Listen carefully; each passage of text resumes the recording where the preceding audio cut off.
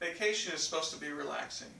Imagine spending your vacation in a hospital after getting your right arm bitten off. This is what happened to a 16-year-old this past week who will now spend the rest of her life with only one arm.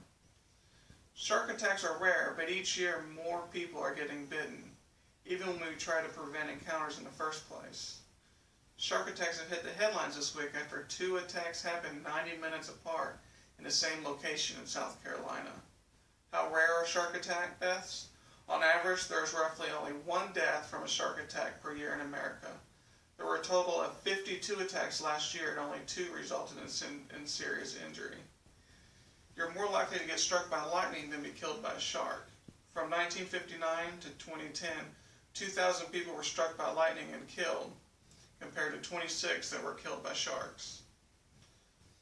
It seems as if each year it's getting worse. With conservation efforts, the shark numbers are growing and our population worldwide is growing, so the chance of getting bit by a shark will increase. This year we had a head start with shark attacks in Florida and South Carolina. Most shark attacks are minor. People are usually only bitten by baby bull sharks that are no longer than a foot in length. But we already had 3 serious attacks from larger sharks 6 to 7 feet in length, and it's only mid-June.